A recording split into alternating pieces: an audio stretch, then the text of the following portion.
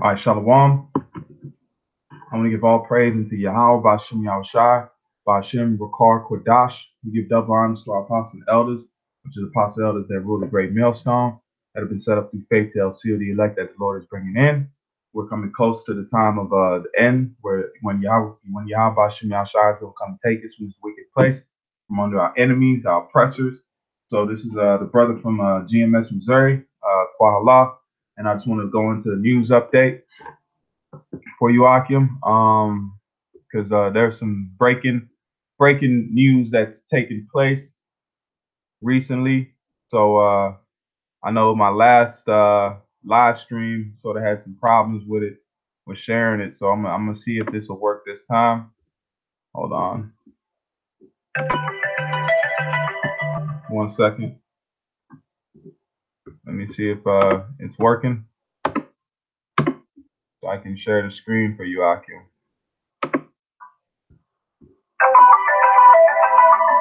One second. Let me see if it's working.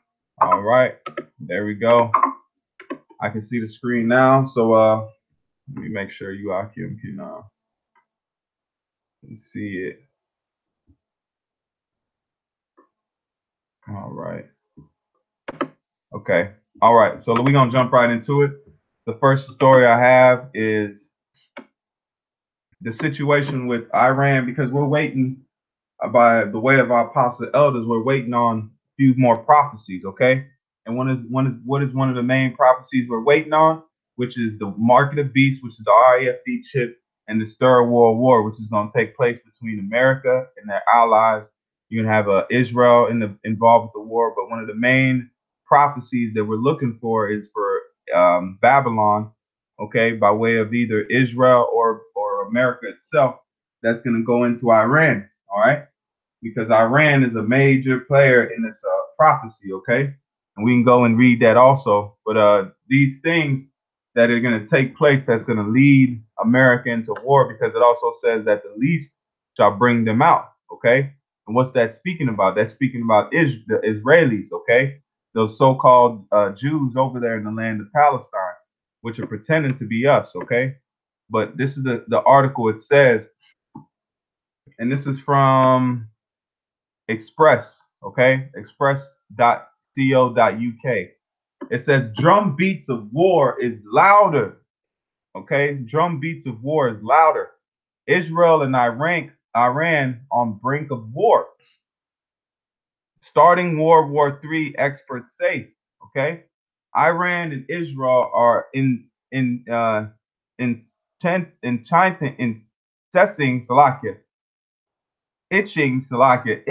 towards a full-blown conflict over Tehran's expanding footprint in Syria.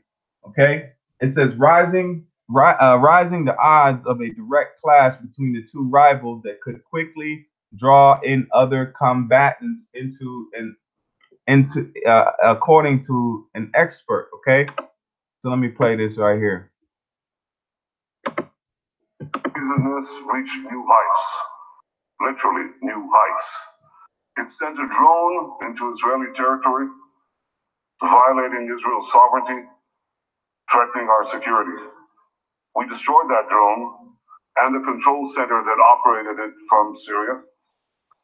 And when our planes were fired upon, Israel destroyed Syrian anti-aircraft batteries. Israel will not allow Iran's regime to put a noose of terror around our neck. We will act without hesitation to defend ourselves. And we will act if necessary, not just against Iran's proxies that are attacking us, but against Iran itself. Khan. So now let me read this again. And it says, Iran and Israel are itching towards a full-blown conflict over Tehran's expanding footprint in Syria, raising the odds of a direct clash between the two rivals that could quickly draw in other combatants, according to an expert. Now, this is that precept. This is the book of Jeremiah 49 and 20. It says, therefore, hear the counsel of the Lord that he hath taken against Edom. And who are the Edomites? These so-called Caucasians and white people you see across the planet Earth today. Okay, you have black Edomites, you have light-skinned Edomites, Chinese-looking Edomites, Polynesian-looking Edomites. Okay, the spirit of Esau, okay, is what we're speaking of. And it says, therefore hear the counsel of the Lord that he has taken against Edom, and his purpose that he hath purposed against the inhabitants of Teman. Surely the least of the flock shall draw them out. Surely he shall make their habitation desolate with them. See? Draw them out. Who they drawing? Drawing Babylon, okay? What you call America. That's who, because they're the main allies to the so-called Israelis today. And they have a pact. You attack one, you attack them all. Okay, so they're gonna draw America into this conflict because Iran's main backer is Russia in the region, military might wise, and China's in there too. Okay, so if they go if Israel attacks Iran, that's gonna involve Russia because Russia is gonna be a guard unto Persia. Okay, as it is written, they're gonna be a guard unto them. So they're reading, they don't know that quoting prophecy right here, because it is going to draw other combatants into this conflict, because the Most High has proposed it and has said that it should be by way of the prophet. All right. And it says tensions between the two nations have reached an all-time high after an F-16 jet was hit over northern Israel on February 10th as it returned from a raid on a Syrian position that was blamed for launching the Iran-made drone across the border. Peter Korzoun, an expert of war and conflict, said the move had escalated into a major fight, as he warned that the drumbeats of war was getting louder. He said, can you hear the drumbeats of war? It is getting louder because we're in the year of prophecy. So these things are going to take place to fulfill the words of prophecy. Mr. Korzoun said if Iran was to be attacked, Israel would have to take fly through in the airspace of Jordan, Saudi Arabia, Iraq, Syria, or Turkey. Okay? And it says the route through Iraq looks like it might be the best option. It comes after Prime Minister Benjamin Netanyahu branded his country's Middle Eastern neighbor the greatest threat to our world. In a speech to the Security Council, Mr. Netanyahu signaled that he is ready to take action against the country itself, not just its Middle East allies, if necessary. So they're talking about directly striking Iran, because they were going to strike it over the so-called nuclear plant, but they didn't end up doing that. All right, let me make sure I'm still rolling. Hey, yeah, Shalom, Joplin.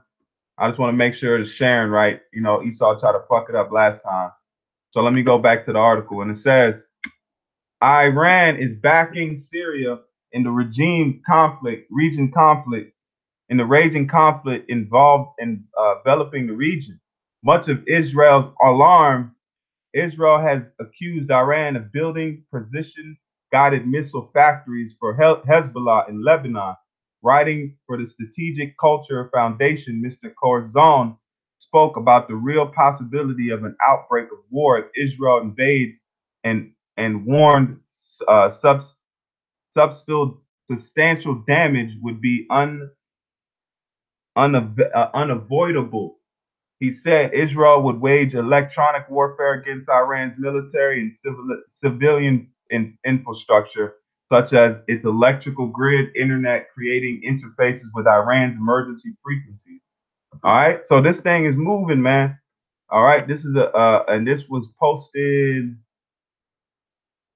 This was posted today. All right, this is breaking news. So now I'm gonna jump into another article that came out, and this one came out on February 6th. Because I'm just trying to touch on the major things that are gonna be that are going to happen in these last days. It says RFID is reliable solution to make widespread problems, to many widespread problems.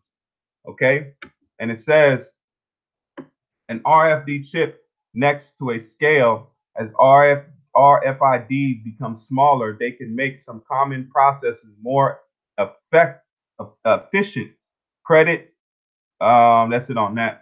But that's showing you they're pushing this chip, man. This chip is going to be the next currency. They're grooming people right now. But then it's going to come to where they start pushing it heavy. It says, what does your debit card have in common with a smartphone, a library book, and an outdoor cat? All of these things are commonly equipped with the technology called radio frequency identification, better known as RFID. RFID is a short-range technology that uses radio waves to track and identify specific tagged items. Because RFID tags are usually small, light, and flat, they can be attached to almost anything. According to TechValgi, each tag has a microchip that contains digital stored data, as well as an antenna that can send stuffworks.com. To read the data on the RFID tag, you need an RFID reader. The reader sends out electromagnetic energy in the form of radio waves, which are received by the tag's antenna. The tag responds with its own radio signal, which contains the data stored on its microchip. The reader can then pick up the intercept, read the data. What kind of data do you store on RFID tags? Some tags, like the anti-spot lifting tags, you can find in any retail store and manufactured with their data built in, the primarily fixed, okay? Often as unique serial numbers, they can be used to identify an item. All right. So these things are getting pushed. This article is pretty much going into how the RFID tag is going to be used more and more frequently.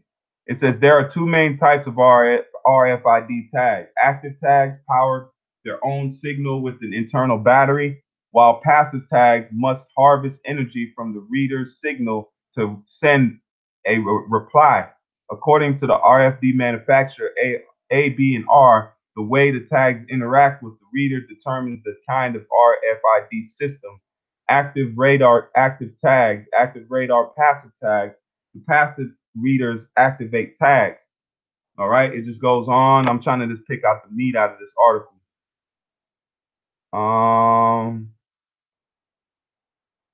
It says new RFID innovations are still being implemented across the globe.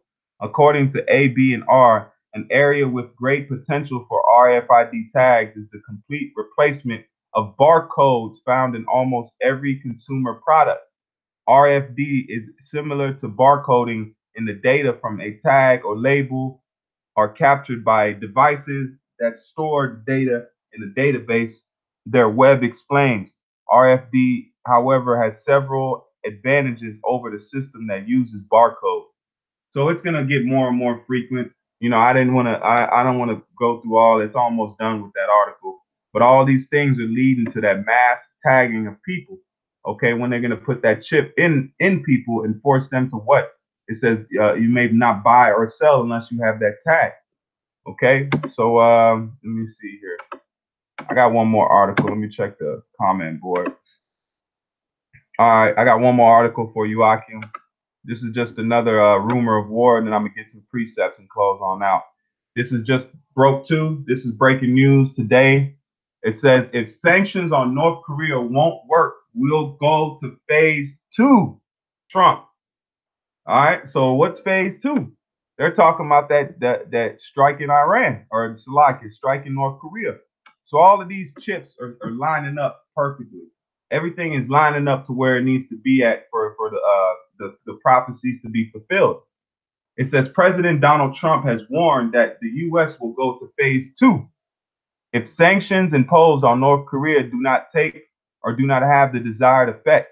Trump made the statement during a joint news conference with Australian Prime Minister Malcolm Turnbull. If the sanctions don't work, we will have to go to phase 2. And phase 2 may be a very rough thing. Many may be very, very unfortunate for the world. So that's going in, that's that Hiroshima Nagasaki talk, man. Unfortunate for the world. What would you do to a nation that would be unfortunate for the world? See that? He's talking slick. It says the president did not specify exactly what he meant by phase 2, but qualified the statement saying that he didn't think he was going to exactly play that card. Earlier, the Trump administration announced its largest ever set of sanctions against Pyongyang. The restrictions were made against 50 vessels, shipping companies, and trading businesses. All right, so this rumor of war is at the door. So let me get these precepts, and then we're gonna go ahead and lay it on down, man. But this is exciting times that we living in. I know brother's situation in life may get him down.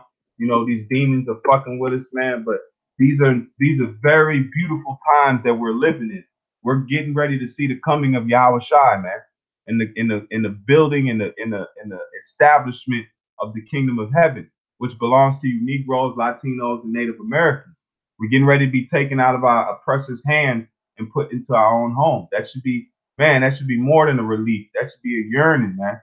This is Matthew 24:6. And ye shall hear of wars and rumors of wars. And that's what I just brought out with these articles. See that ye be not troubled. Don't be spooked. Okay? Because the word there for troubled is the Rio. It's the Rio, and it says to cry aloud, make a noise of outcry in the NT, to be frightened, to be troubled in mind, to be frightened, alarmed. So don't be alarmed that these things are taking place, because the Most High told us that it happened. All right. And it says, and ye shall hear of wars and rumors of wars. See that ye be not troubled, for all these things must come to pass, but the end is not yet. Okay, because we got to go through some things. This war is going to happen, and then that chip is going to happen, man. All right. And it says, for nation shall rise against nation, and kingdom against kingdom, and there shall be famines and pestilences and earthquakes in diverse places. All these are the beginning of sorrows. See that? All these are the beginning of sorrows. It's not yet. It's not happening yet, but it's the beginning of sorrows, you know?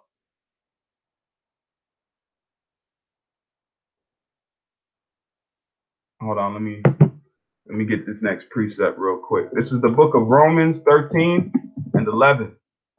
Romans 13 and 11 is, and that knowing the time, that is now high time to awake out of sleep.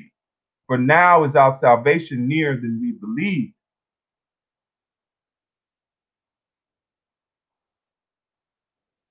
Lock y'all, Kim.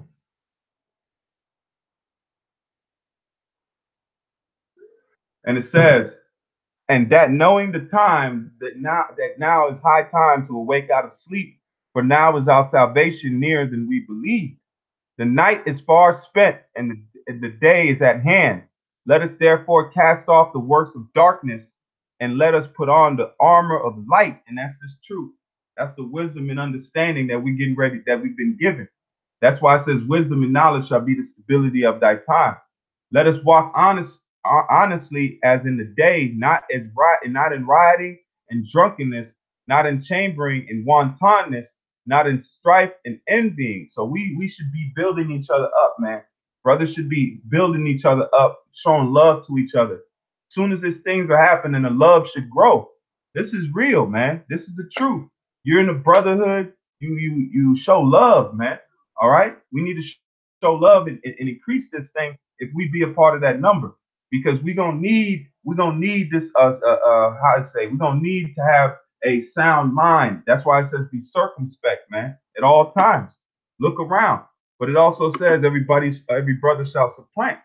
So on the same thing, you got to have a balance in it. Okay, this is Mark 13 and 36. And it says, lest he come, hold on, let me go up. It says, watch ye therefore, for ye know not when the master of the house cometh, at evening, or at midnight, or at the cock crowing, or in the morning, lest coming suddenly he find you sleeping. And that's what the 2/3 of Israel, they're gonna be found sleeping. They're not gonna be watching for the master, man. Where those Abarathas are, we be those wise virgins, and we trim our lamps, and we go to meet the bridegroom. It says, "And what I say unto you, I say unto all, watch." And that's what I'm saying to you brothers, man. That's why I constantly be into the news and watch this, because hey man, I'm ready to get the hell up out of here. You know, I'm watching for the Lord to come. So he won't catch you surprised or sleeping, slumbering. Catch you waiting for him, man. You know, just like a good we're the hounds of Yahweh Shem Shah, man. You know, and a good hound dog waits for his master, man. You know, not saying that we're dogs, but I'm giving you an analogy of it, man. We need to wait for our Lord and be fervent in it, man. There's certain dogs, when they see their master, man, they lose it, you know, because they're so excited to see him. That's what we should be. We should be excited because our master is coming. He's been away from us for a long time, man. We've been without our Lord in physical in a long time. We haven't had a king. We haven't had a kingdom. We've been desolate, man. We've been broken down. And Jake ain't ready to get up out of here, man. This is 1 Corinthians 10 and 11. Now all these things happen unto them for examples, that and they are written for our admonition, upon whom the ends of the world are come. Ends of the world are come, and it's coming. You're gonna see the end of the world in our lifetime, our Baratazar. So I just wanted to make a news update, give you brothers a few articles that are happening out there, a few things here and there, man. So hey, we just need to keep pushing and keep hope, man, and keep faith, man. May Yahweh Shem Shah come and take us soon, man. So I hope you Akim were edified, Al Baratazar, and I'll definitely try to post the articles and let you brothers know if I, find anything else, man. So with that, I want to give all praise to Yahweh, Ba'ashem Yahushai, Barakatha Yahweh, Barakatha Yahushai, Barakatha Yahweh, Barakatha Yahushai, Barakatha Yahweh, Barakatha Yahushai, Ba'ashem, Rakar, Kodash, man. And to you hopeful elect, keep pumping out there, keep pushing. If you got it, keep going, man. Hold toe. Hey, shalom to you, Akim. Shalom.